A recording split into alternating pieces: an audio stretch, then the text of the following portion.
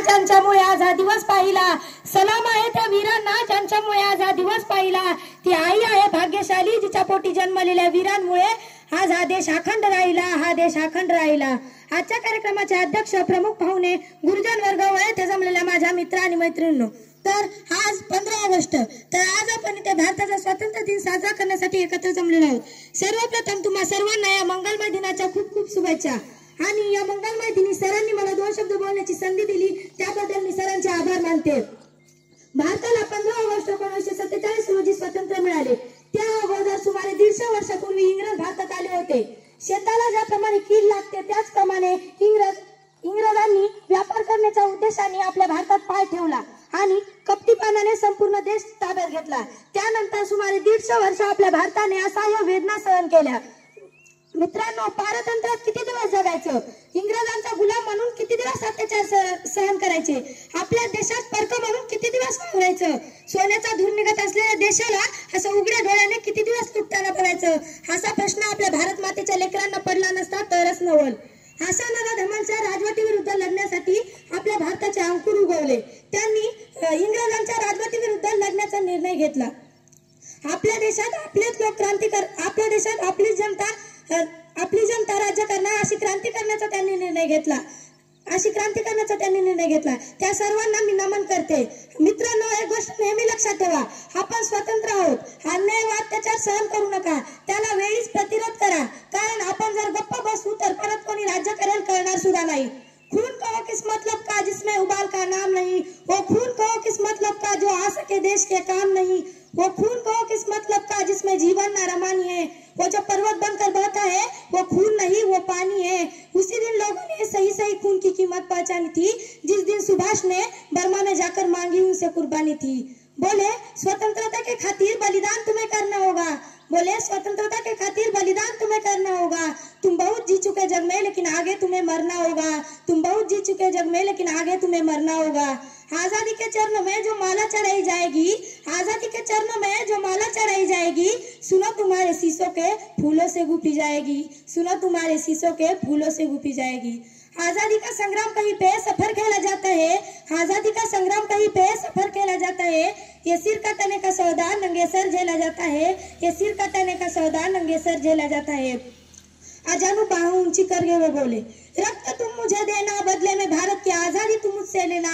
हो गई सभा में उथल पुथल, सीने में दिल न समाते थे, सो इनकलाब के नारे कोसों तक छाए जाते थे, कोसों तक छाए जाते थे।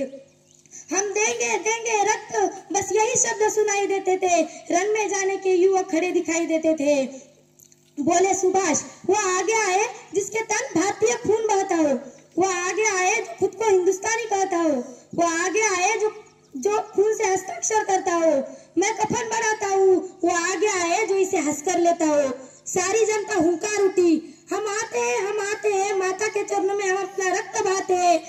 चाकू छुरी कतारों से अपना रक्त बहाते थे और उसी रक्त के शाहिद में अपनी कलम डुबाते थे और आजादी के परमाने पर खून से हस्ताक्षर करते ही जाते थे।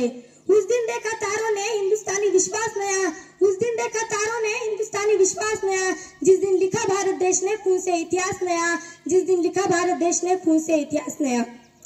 हे जे स्वातंत्र्य मिळालं आहे ना, ते इतक्या सहजासहजी मिळालं नाही।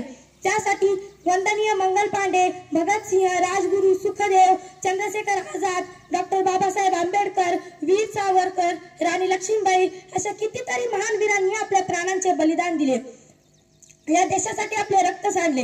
आपल्या नशिबात देशासाठी रक्त सांडण्याची संधी नाही, परंतु आपण देशाची सेवा मात्र नक्कीच करू शकतो।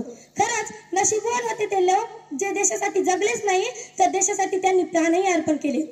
आणि आपल्याला जर आपल्या देशाची सेवा करायची असेल तर आधी आपल्याला आपल्या देशाच्या प्रगतीत सक्रिय सहभाग घ्यावा लागेल आणि हे समजून घ्यावं लागेल की माझी जिम्मेदारी काय आहे, माझी ड्युटी काय आहे। आणि एक गोष्ट लक्षात ठेवावी लागेल की हा देश माझा आहे, या देशातले सर्व लोक माझे आहेत आणि त्यांच्यासाठी आपल्याला दिवसभर कष्ट करावे लागतील। आपल्या देशाकडे देशाच्या प्रगतीसाठी, देशाच्या स्वप्नपूर्तीसाठी 280 करोड हात आहेत, 280 करोड हात आहेत। आणि हा मित्रांनो, आज आपला भारत देश हा प्रगतीपथात चाललेला सुद्धा आहे। आज आपला भारत देश हा प्रगतीपथावर चाललेला सुद्धा आहे. काही वर्षांपूर्वी आपला भारत देश हा 10वी अर्थव्यवस्था होती. आज आपल्या भारत देशाने इतकी प्रगती केली आहे की आज आपला भारत देश हा 5वी अर्थव्यवस्था आहे. आणि जर आपल्या भारत देशाला आपण दुसऱ्या अर्थव्यवस्थेवर नेलं नाही तर आपण खूप काही केलं असं समजू नका. आपल्या शाळेतले शिक्षक जिथं आपल्याला 5 तास थांबून शिकवायचं तिथं ते आपल्याला 7 तास थांबून शिकवतात. हीच तर खरी देश सेवा आहे ना.